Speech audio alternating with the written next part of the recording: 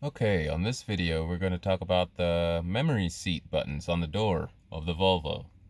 So at the driver's door, you have your memory seats, and if you in certain cars, if you have, ultra luxury packages, you also have it on the other side.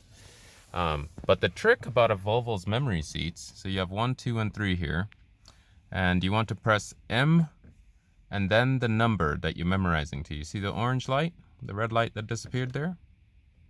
It means memorize or memory 1 or 2 or 3.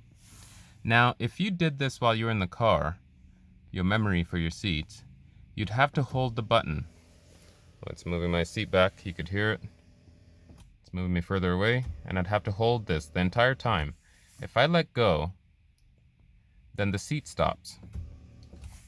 But let's say I jumped out of the car. I want to show you a trick here. I jump out of the car, out of the Volvo, this is an XC90, and I walk up, and the seat is in this position, and you want to press the button on the door, and look at that. I'm not holding on to it. The seat is moving automatically. Okay, you missed that. If you missed that, here I'm going to press number 1 now. I pressed number 2 earlier, which will move the seat forward, and I'm going to let go.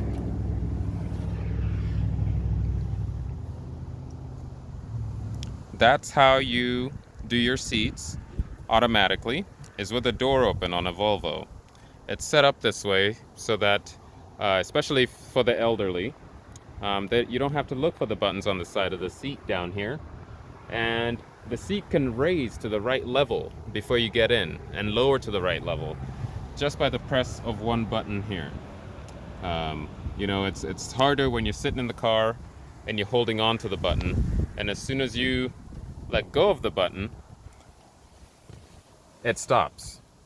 Okay, so that was a tips and trick on how to make your memory seats move automatically without holding them, for more luxury, because Volvo is a luxury car. Thanks for watching. Until next time.